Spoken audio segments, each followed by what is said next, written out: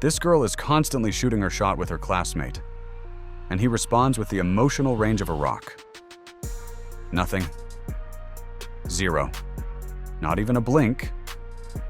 Until one random day, she accidentally bumps her hand into his, and this dude just decides, yeah, we're holding hands now, like it's been in the script the whole time. No warning, no explanation. Just grabs her hand and walks. Suzuki is down bad for Tan, like completely gone. She talks non-stop. He barely speaks. Basically a podcast host dating a wall. The problem? She's terrified that anyone might find out how she feels, so she acts like she doesn't care. Which, spoiler alert, fools absolutely no one.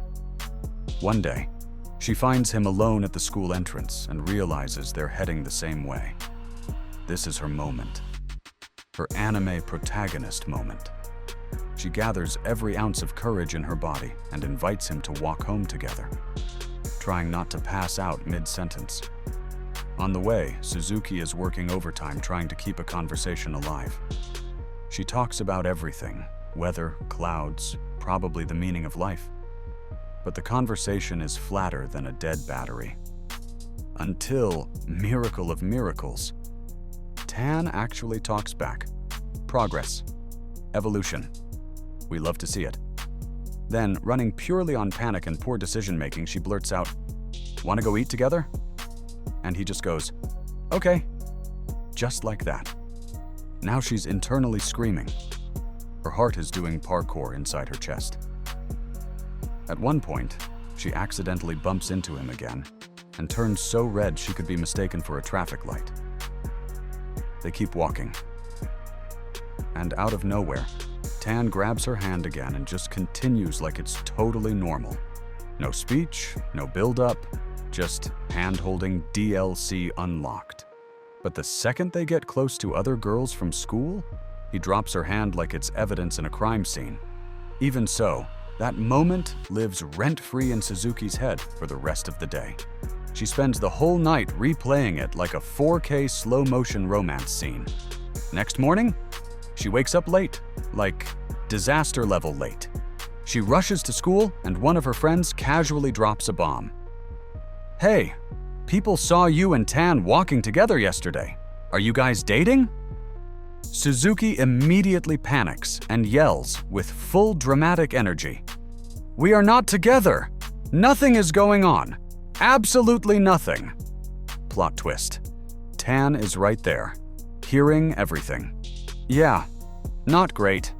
Now she spends the entire day stressing about fixing the situation, but has zero courage to talk to him in public. Later, when he's leaving, he just tells her to forget everything that happened yesterday. Calm. Simple. Emotional damage. That hits her hard, but also gives her the push she needed. She finally admits to her friends that she actually likes him, and they basically go, "Go get your man." So she does. Suzuki runs after him, catches up, and just blurts everything out. Loudly, dramatically, no filter, confessing that she loves him. Tan, being Tan, responds in the most minimalistic way possible. "Yeah, I like you too." And just like that, boom, relationship unlocked. The two little lovebirds start planning to go out together, but things almost collapse when Tan pulls out his phone to check the address, and Suzuki accidentally sees his search history. And oh no, this man has been Googling things like how to talk to your own girlfriend. The secondhand embarrassment hits like a truck. Tan gets so embarrassed he just turns around and runs. Full sprint. Gone. But Suzuki? She chases him down and grabs him by the backpack like, "Sir, you're not escaping this." While Tan is dying inside, Suzuki thinks it's the cutest thing she's ever seen. Even when he begs her to forget it, she refuses. She tells him she actually feels relieved, because she thought she was the only one freaking out about the relationship.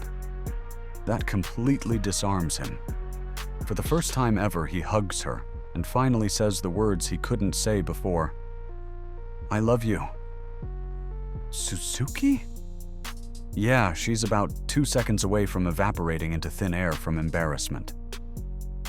Fast forward to their date.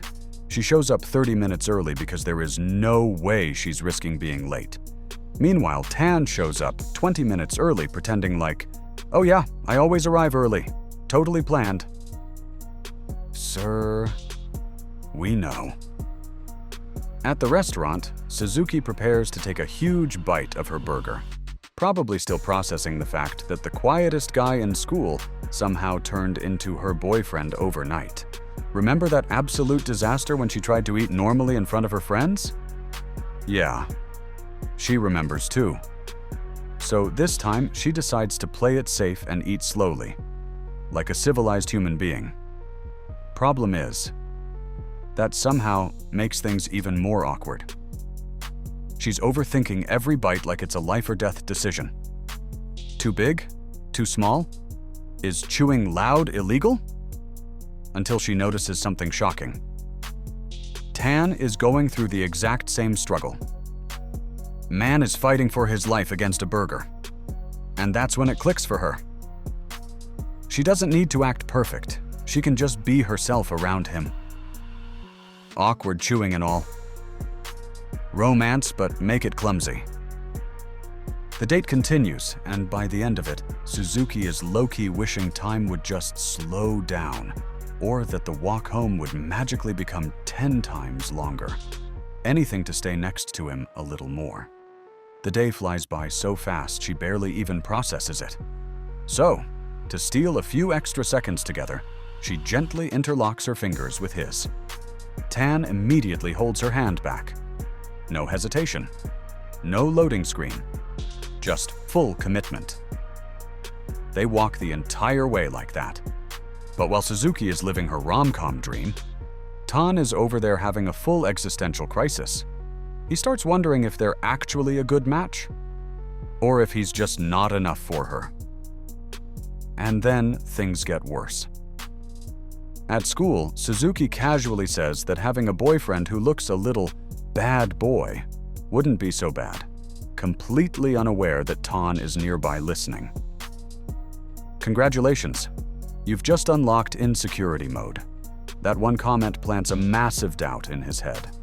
Now he's spiraling, thinking he's nowhere near her type, seeing himself as boring, plain, and about as exciting as unseasoned rice. And boom! First couple argument unlocked. Tan brings it up, asking about what she said. Suzuki already noticed he was bothered, but he still tries to play it off like, "Nah, it's nothing." Sir, it is very much something. Then, out of nowhere, she starts laughing and says, there are lots of different kinds of love. Which only confuses him even more.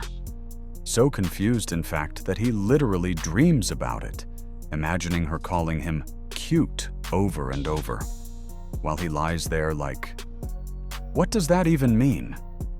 The next day, on his way to school, he sees Suzuki arriving on the back of a motorcycle. Instant panic. Who is this mysterious biker? Is this the bad boy DLC she ordered? Before his brain can fully crash, a classmate steps in and casually explains it's just her brother. Crisis averted. Heart rate slowly returning to normal. Later at the library, Suzuki low-key stalks him. Romantically, of course. Tan is actually happy about it, but then completely fumbles his words and accidentally makes it sound like he's annoyed that she's always around. Nice job. 10 out of 10 communication skills. Realizing the damage, he goes after her, clears up the misunderstanding, and asks if she wants to wait while he finishes helping at the library desk. Even then, he's still worried. Am I even good at talking to her? Meanwhile, Suzuki is waiting outside the school when she spots a teacher riding away on a tiny bicycle, like comically tiny.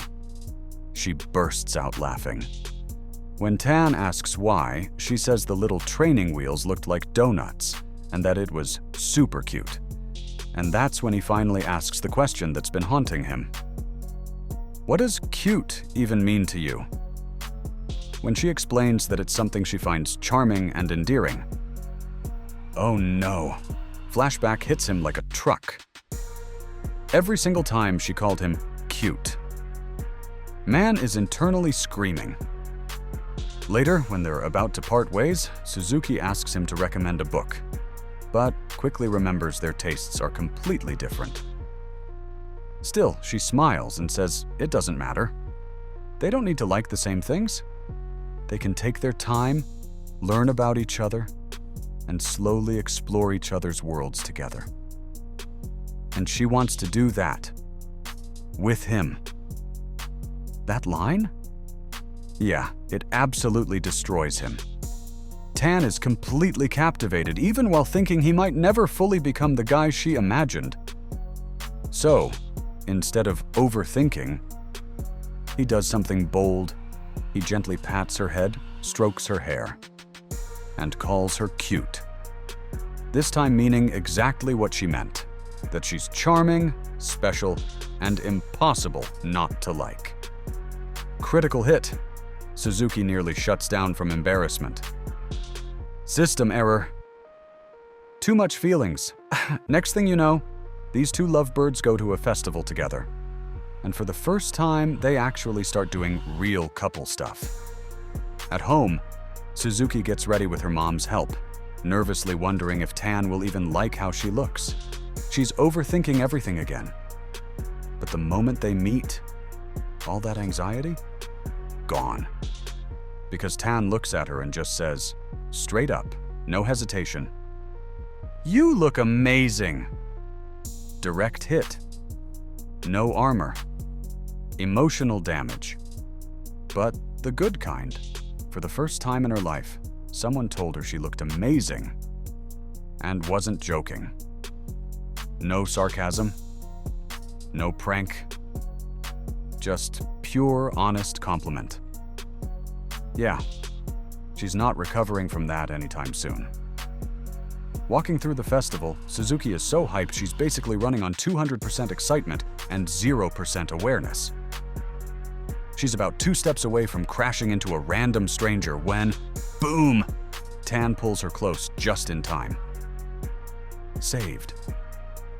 Hero moment unlocked. To avoid round 2 of public embarrassment, she decides to hold on to his arm. Smooth, right? Wrong. Before she can even settle in, Tan upgrades the move and grabs her hand instead. Direct upgrade. Premium version. No ads. Suzuki immediately melts and starts thinking, wow, we actually look like a couple. Meanwhile, Tan is in his own head like, wait, aren't we already a couple? Did I miss an update? But then Suzuki starts overthinking again. She worries she might be getting too excited, too clingy, too everything, like she's about to cross some invisible line she made up in her own head. Spoiler. She absolutely ignores that thought and continues enjoying every second anyway. Because, yeah, she has 0 self-control when it comes to him. After having way too much fun, she's walking beside him, holding onto his arm again, when she spots another couple hugging nearby, and her brain immediately goes, oh, that's that kind of moment. Instant panic. She lets go of his arm like she just touched a hot stove. She remembers thinking being with him wouldn't make her this confused. But reality check. She spent the entire festival acting on pure impulse and 0 brain cells. A little later, Tan checks the time and suddenly invites her to go somewhere else. Somewhere quieter. Far away from the crowd. Suzuki's brain. This is it. This is the moment. This is where the movie scene happens. Her imagination is already writing the script. But no. Man just wanted to take her to a higher spot to watch fireworks from another festival in the distance. Romantic? Yes. What she expected? Not exactly. She pulls out her phone to take a picture, and almost drops it like it's her life savings. Tan reacts instantly and grabs the phone along with her hand. Now they're close. Like, very close. Close enough that even the air is like, should I leave? Suzuki freezes. Brain.exe has stopped working. And then she realizes, wait a minute, this wouldn't be a bad moment for a kiss. In fact, she kind of wants it. And just when her heart is about to explode, Tan says, next time, let's come closer. System overload. She instantly thinks, he wants to kiss me too. Plot twist. Man was talking about getting closer to the fireworks next year. Yeah, not that kind of closer. Even without the kiss, Suzuki leaves smiling. Because more important than anything, she realizes she's part of his future plans. And honestly, that hits harder than a kiss. Later on, Suzuki decides to stop by a new little market in the neighborhood. She goes full I don't care mode. Messy hair, casual clothes, zero effort, just hoping she doesn't run into anyone. Especially not Tan. Of course, the universe hears that and says, watch this. First, she runs into some classmates. Then, as if things weren't bad enough, she literally bumps into Tan inside the store. Critical failure. Her body reacts before her brain can process anything. She just vanishes. Gone? Disappears? Full ninja mode. Tan definitely notices something weird, but the classmates jump in like backup dancers, creating the biggest distraction possible and basically dragging him further into the store. Meanwhile, Suzuki decides, it's now or never, and she bolts. Not running, escaping. Like a cartoon character being chased by responsibility. She wants to be honest with Tan. Just not like this. Deep down, she's terrified he'll lose interest if he sees her looking all messy and unpolished like that. But Tan? He catches up to her easily, on a bicycle. At this point, she realizes she's less fast coyote and more panicked rabbit. With no escape left, she finally confesses the real reason she ran. She was scared he'd think she looked bad, poorly dressed, and be disappointed. Tan shuts that down immediately. He tells her it doesn't bother him at all, not even a little. But then, he gets a bit quiet, a little down, because he realizes something. Other people had already seen this relaxed, natural side of her, and he hadn't. Yeah, small jealousy unlocked. That's when Suzuki finally says what she's been holding in. With him, she wants to look her best. She wants to impress him. She wants to shine just for him. And Tan destroys that entire defense in one sentence. If I like you, it doesn't matter if you're dressed up or completely messy. Direct emotional hit. Suzuki turns red so fast she might actually overheat. After that, she asks to hop on the back of his bike so he can take her home. As they ride, it wasn't coincidence. It was just the fact that they actually think the same way about the things that matter. The library was packed that day, so Tan casually invites Suzuki to study at his house. And then, like it's nothing, he adds, "It'll just be us." That one sentence? Instant panic mode for Suzuki. Her brain immediately starts generating 500 different scenarios per second, most of them completely unnecessary. And she's already mentally mapping the route like she's planning an escape mission. But when she gets there, it's actually just studying. No hidden agenda. No dramatic twist. Just books. Silence. Concentration. Boring. Suspiciously normal. That's when Suzuki starts wondering, wait, did he tell his family we're dating? Tan, calm as ever, says he hasn't yet, but he would if she wanted him to. She quickly refuses, saying it should happen naturally, which in her mind probably means somewhere between destiny and chaos. Then Tan suddenly remembers he forgot a book in his room and goes to grab it. Bad idea. Because this immediately triggers Suzuki's curiosity mode. She's basically begging with her eyes to be allowed inside. She gets in, instantly enchanted like she just entered a DLC house update. Then she even asks to see his graduation album. And suddenly, she just stops, staring at him. Quiet. suspiciously close.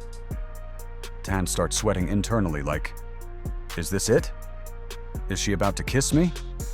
In front of my bookshelf? Nope. She was just looking at his cat standing in the doorway. Completely normal reaction. Suzuki, with zero shame, politely introduces herself to the cat and says she's honored to be dating Tan. Tan. Why are you introducing yourself to my cat? Suzuki. It's called respecting the family. That's when Tan realizes something very important. She is serious about this relationship, like full commitment, even to the cat. When it's time to leave, Suzuki starts playfully jumping around in the yard and nearly falls. And right at that exact moment, the grandmother appears. Perfect timing. She sees Tan holding Suzuki like a disaster about to happen. Suzuki, now fully panicking, starts trying to explain everything like she's in a courtroom drama. She's basically one step away from submitting documents and ID photos. Tan just calmly steps in and introduces her properly as his girlfriend. Clean, simple, no chaos. The grandmother immediately lights up, happily feeds Suzuki like she's been adopted into a medieval village, and sends her home well-fed and emotionally overwhelmed. And when Suzuki gets home, she immediately tells her mother everything. No hesitation. Full report. Meanwhile, things get complicated.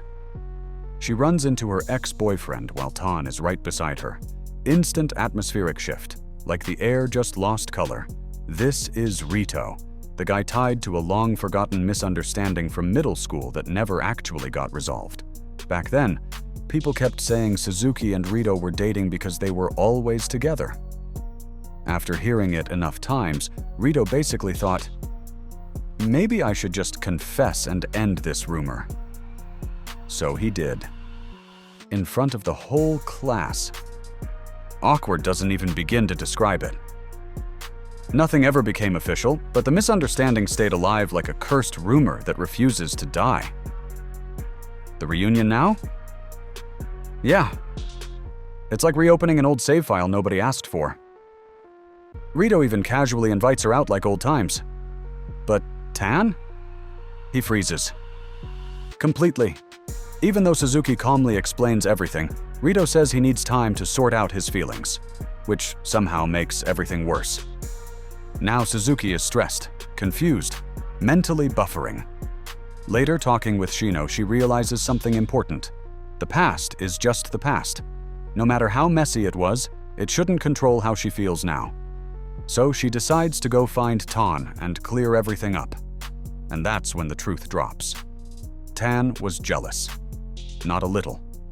Not slightly bothered. Full internal chaos. Especially because of Rito's invitation. Instead of feeling confident in the relationship, Tan started comparing himself, thinking he might lose her.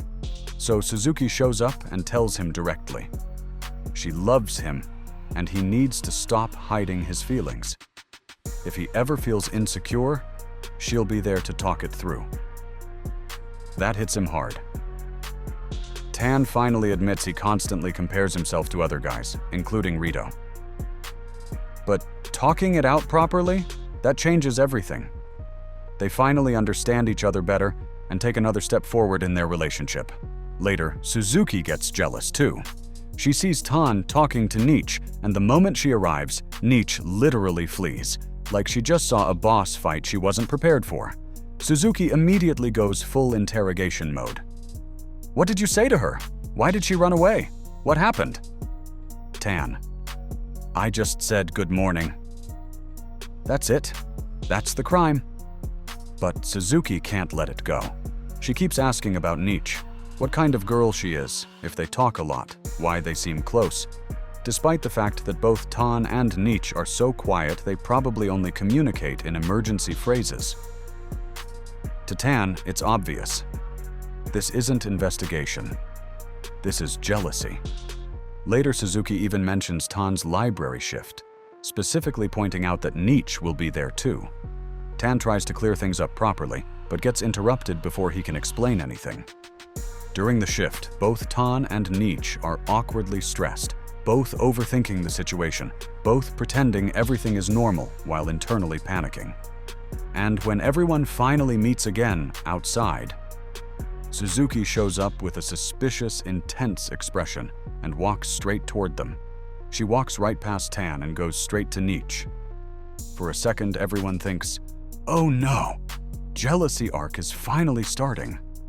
Drama music in the background, emotional tension, suspicious silence. But nope, Suzuki is actually super polite to Nietzsche, even helping her stand closer to Yamada like she's matchmaking NPCs in a dating sim. And that's when Tan finally realizes something. Since Nietzsche appeared, Suzuki hasn't been jealous at all. She's been observing everything like a scientist studying rare emotional wildlife. So all that jealous girlfriend energy? Yeah, it was actually detective mode activated. Meanwhile, Suzuki's mom invites Tan over for dinner, specifically on a day the father isn't home. Totally normal. Definitely not suspicious at all. She's impressed by how polite Tan is. But during lunch, the poor guy barely gets to eat because the mom is firing questions at him like an interview panel. So, what are your future plans? What do you think about marriage? Do you like vegetables? Tan. Chews in panic, Suzuki eventually snaps and tells her mom off right at the table. Instant silence, like someone just paused the universe. To fix the awkward atmosphere, the mom randomly connects Spotify to the TV and suggests they pick music, because nothing says emotional recovery like a playlist. Somehow, she even lets them go upstairs alone to Suzuki's room. Big mistake. Suzuki starts talking non-stop again, gets nervous mid-sentence, and spirals into overthinking mode. Tan, calm as always, just reaches out and holds her hand. That shuts her brain down instantly. She suddenly remembers. Wait, mom is coming back with snacks, which immediately triggers new anxiety. What could possibly happen before she returns? Answer: nothing. Because the mom comes back way too fast, like she speed ran the kitchen. And just when things couldn't get more chaotic, the father arrives early. The mom nearly blurts out, "Your daughter is upstairs with her boyfriend," like she's announcing breaking news on live TV. Upstairs, the atmosphere is still suspiciously intimate. Suzuki leans on the table. Tan places his hand over hers again. And suddenly, she pulls a pillow and moves closer like it's a tactical approach. Then she casually asks for a hug. Tan. Okay. Zero hesitation, instant execution. They hug. Everything is peaceful, romantic, soft lighting vibes. Suzuki is carefully trying not to smudge lipstick on his shirt like she's defusing a bomb. Tan admits he also wanted to hug her, and Suzuki notices his heartbeat going crazy. At this point, they start giving each other cute nicknames like they're leveling up their relationship, DLC. Meanwhile, downstairs, her dad is wearing a shirt that looks suspiciously like something out of a trying to impress guests starter pack. Very uncle trying to look cool at a barbecue. When Tan finally leaves, he comes face to face with the dad. No escape, no stealth mode. So Suzuki has to officially introduce him as her boyfriend, right there on the spot. Awkward? Yes. Necessary? Also yes. Later, it's Tan's birthday. Suzuki goes full secret agent mode, trying to plan the perfect surprise gift. She interrogates Yamada and even Taira like she's gathering intelligence for a mission. Her goal? A gift he will never forget. But Tan already suspects something is coming, so he tries to stay awake to catch her in the act. Fails immediately. Falls asleep. Mid-suspicion.